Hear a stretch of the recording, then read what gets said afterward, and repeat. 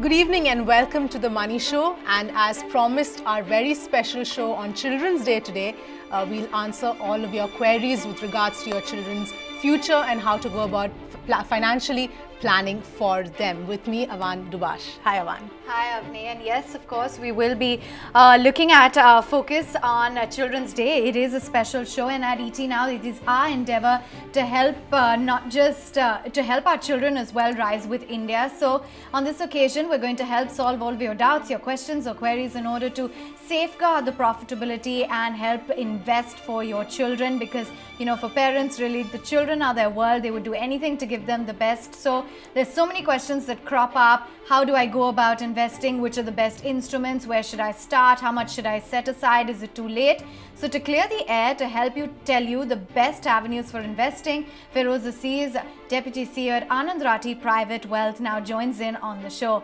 And thank you so much, Feroze, for joining in today. It's our Children's Day special on ET Now, and a special day for you as well. I understand it's your young little son's birthday as well. So birthday wishes out to him. Yeah, thank you, Avan. I think, it's my son's birthday, Zadan. Happy birthday if you're watching it. Yeah, I'm sure he is, and I hope he is, because we've got lots to chat about as well today. And, you know, so many topics of importance. But I'd first like to start off, you know, a child plan versus mutual funds, you know, Ulips versus mutual funds.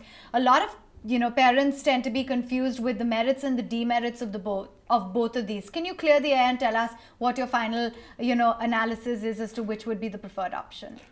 Fortunately, in this case, the decision is simpler because there are a lot of insurance companies try and capitalize on the strongest bond known to mankind, which is between the parent and the child, and try and make some degree of marketing around that bit. And it is seen over long periods of time that you would be destroying immense value for your child and his savings, and in turn not be able to meet the goals necessary for his education, be his marriage, be it travel, whatever. So if I put things in perspective and put some numbers to it, if you look at a HDFC childcare plan or something similar, 20 years kind of an investment time frame, as against under the same umbrella, if you look at an HDFC equity mutual fund, which is called the HDFC equity fund incidentally, you would have been left with 3 lakhs more for every lakh invested. So that's a large cost to pay for the marketing which revolves around these. So from a return perspective, it's very detrimental. One thing which is very good about the childcare plans is they instill discipline because they have a lock-in period. Mutual funds have this liquidity which you can access your money. So parents actually break their goals right in the middle and use the money. So return bad, risk-wise they are lower, marginally lower, but from a liquidity standpoint, they're illiquid, so they bring in discipline.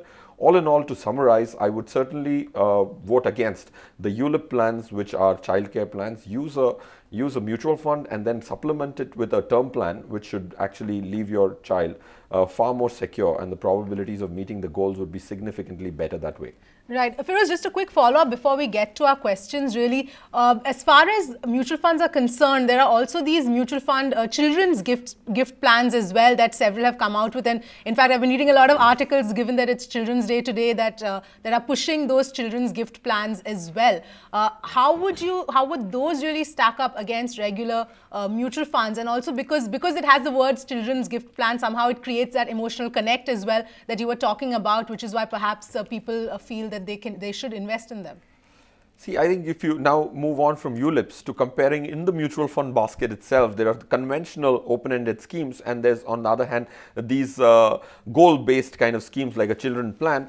If 5-7 years of data is to be analyzed, it's clear that there's a 5% return differential in the same fund houses for a specific gift children's gift plan mutual fund to a conventional one, because it's important to be in the flagship schemes of an asset management company, because every asset management company has created a large basket of products. Their focus generally revolves around their largest schemes and their flagship schemes. So I would choose the flagship schemes as against these smaller, tinier ones which have a emotional collect, right? You rightly pointed out, Avni. So important, like SEBI came up with a circular for consolidation. That's a resultant outcome of AMCs trying to do too many things at once, and I think I would not fall prey to it.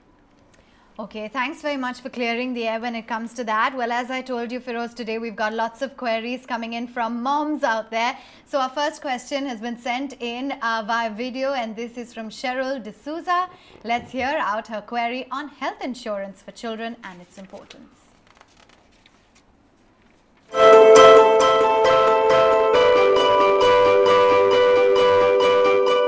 Hi, I'm Feroze Azeez and I've been married for 3 years. And it's been almost a year and a half that we've had Ethan in our lives. He is a handful, keeps us busy all through the day, and with what's going around in the world, we're really concerned about his health and his wellness on the longer term. So wanted to know what was the right time to start a medical insurance for him, and also what kind of insurance policies do you advise to invest in? Well, absolutely adorable, and I'm sure your son keeps you on your toes, Feroze. So let's help you out and, you know, give you some more time as to how you can look after his health. And I'm sure lots of parents, Feroze, have this question, you know, when is the right time to start looking into the health insurance for children with medical expenses increasing day by day? What's your advice? I think, Cheryl, you're on the right path of trying to address the child's health and its security, the child's security, Ethan's security is very, very critical to any mom, and I think, Cheryl, you're going in the right direction, point one.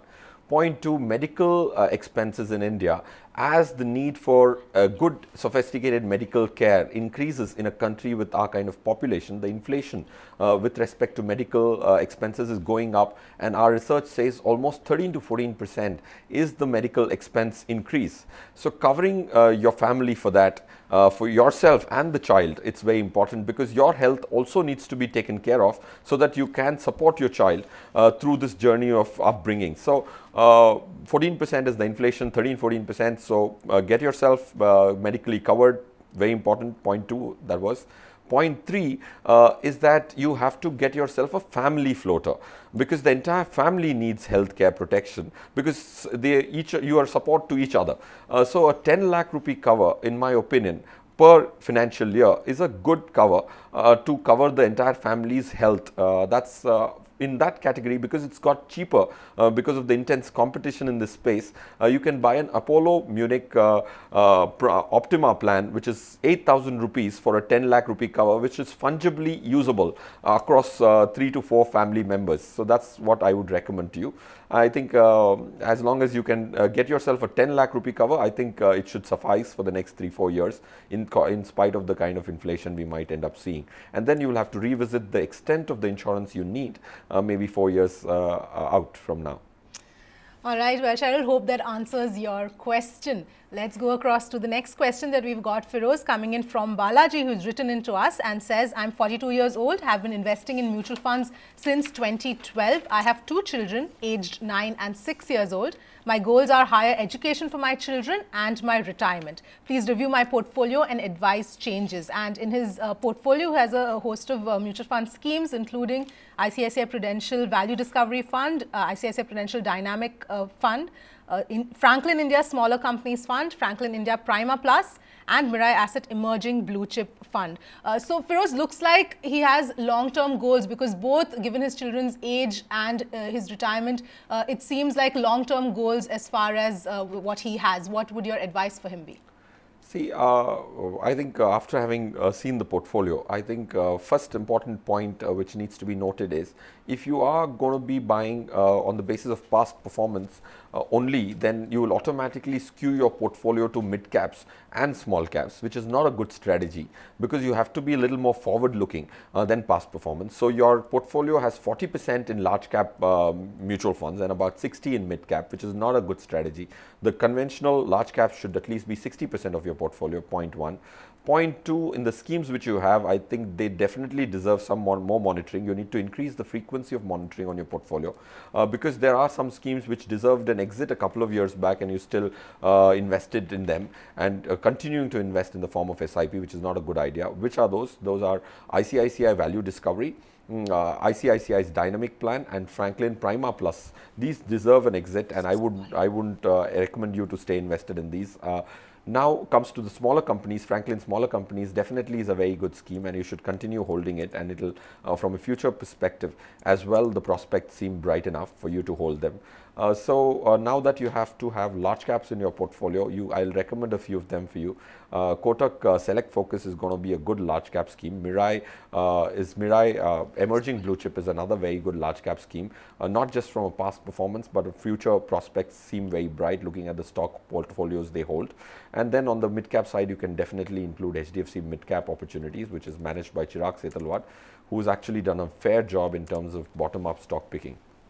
Right. Feroze, would you advise any retirement-specific products for Balaji? And also, as far as the debt element is concerned, that's something that is not there, at least in what he sent us. So if he had to include that as well, what would you recommend? See, one is from a retirement standpoint, equities are an integral part, because retirement is going to be influenced largely by the inflation which is going to be in the path, or for a 42-year-old gentleman, there's another 18 years of working life. If I assume 60 is the period till which he would work. So Balaji has 18 years, so inflation is critical. So equity instruments are going to be the key driver of retiral corpus, but definitely you can include NPS, National Pension Scheme, because that comes at ridiculously lower costs than a mutual fund. Also, having the same fund managers managing your money at 100th the cost of managing a mutual fund, and you not having any money in it, is not a very bright strategy. Then coming to the debt side, I would assume that there is PPF or EPF which is taking care of the debt portion, because that post-tax about 8.25% is a good debt alternative. If that is not a large corpus, then I'll recommend you a debt scheme. Like Avni rightly pointed out, debt is also an integral part of a portfolio, and that anchors the portfolio from a risk standpoint, and you should have a reasonable proportion. Almost 30% of your overall money should be in debt at the age of 42, and in that, Birla medium term could be a good scheme to include. If you don't have any debt schemes, that will be a good start point, Balaji. I hope we helped you out with your query, and good to know that you've gone ahead and started planning, because that, I think, would be one of the key goals for your child's future and education. Tell you what, let's slip into a quick break right here on the show. Feroze Azeez continues to give us more advice and guide lots of parents who have questions when it comes to their child's education, health and future. Stay tuned.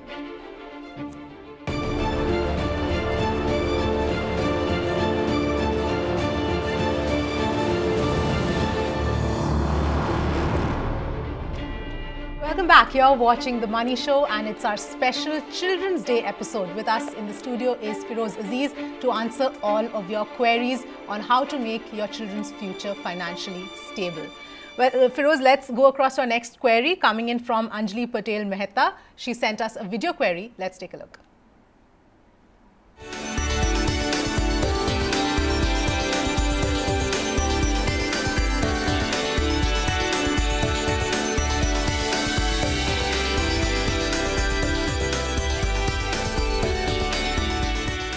Hi, this is Anjali Patel Mehta. I'm a mother of two to Alekha, my daughter who's almost 5, and I have a son, Sumer, who's almost 7.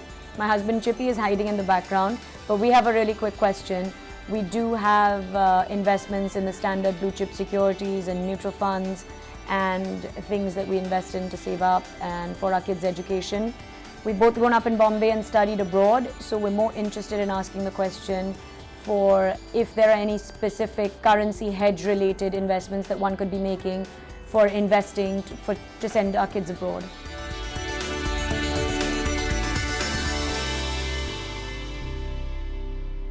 Right, Feroze, what would be your advice for her? My only issue with the question, one part is the fact of investing in savings account.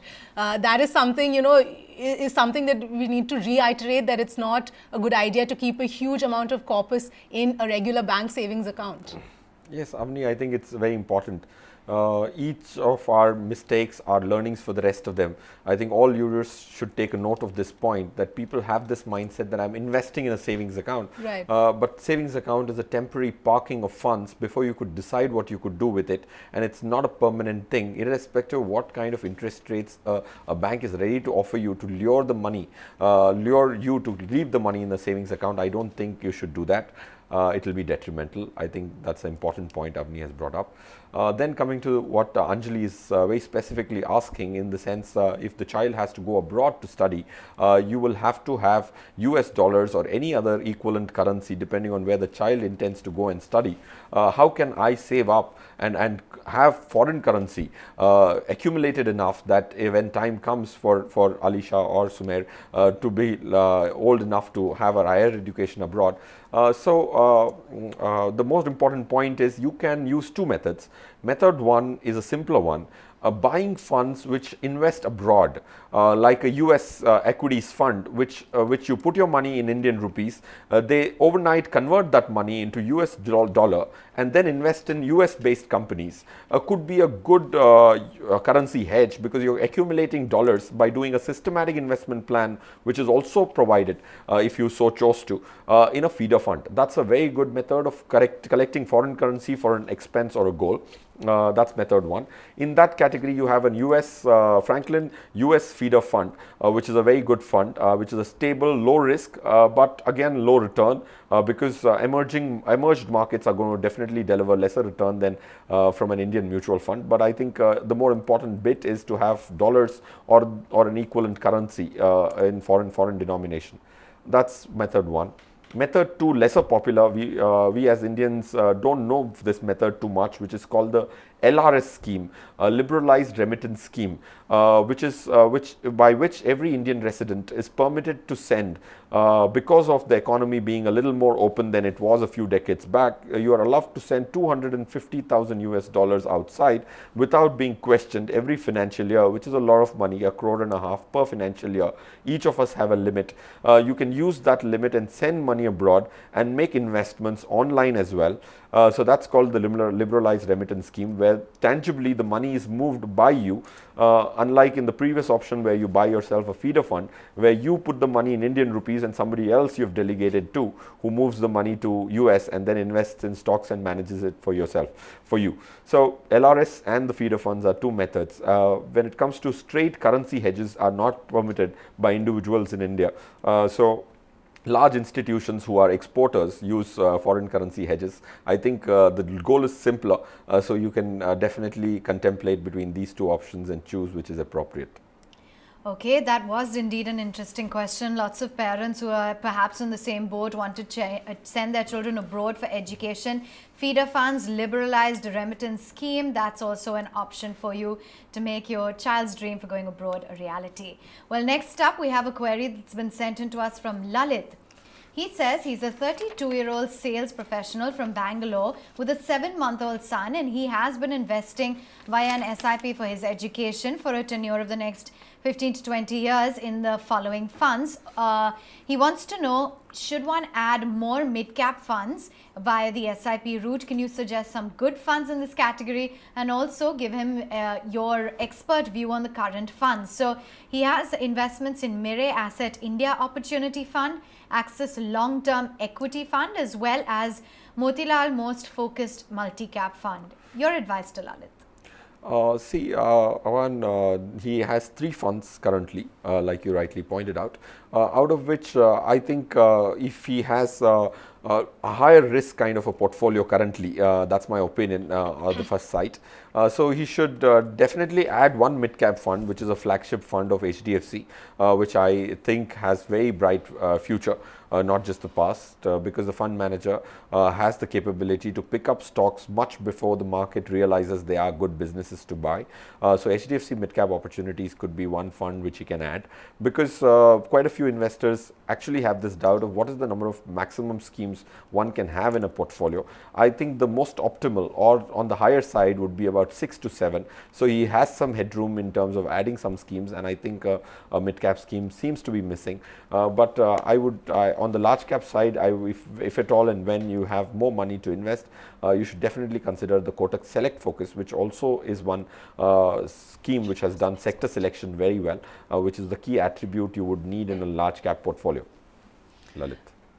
All right, hope that answers your question, Lalit. Now, Feroze, before we wrap up, a very quick question, because when it comes to investments for children, investments that have a long-term horizon, sometimes in an emergency, parents tend to dip into the corpus of their children because often the goals are several years away. Is that, obviously, that would not be something that's recommended, but what would be the alternatives? And if there is no other option for parents in case of an emergency, how does one really ensure that the corpus actually gets replenished immediately?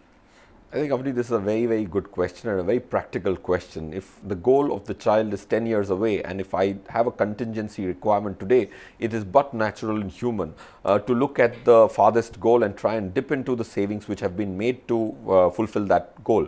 Little do people know that borrowing on mutual fund units is a very, very good idea. So, point being made here is you should not disturb the investment at all, and you should borrow against them, because the least cost borrowing known to or accessible to any investor or individual is a home loan or loan against securities which are liquid. So, mutual fund portfolios, you can create a line of credit and don't use it. The day you use it, you pay for it. So, banks can give you a line of credit at as little as 8.5% to 9% today on a usage basis. So, I would ideally create a line of credit on my investments and take care of my contingency requirement rather than disturbing the investments. I would use it as and when there is a situation where there is an emergency, and then replenish it back, where the commitment of replenishing will be far more if there is a loan and an interest being paid rather than breakage of the investments, which generally gets missed out to be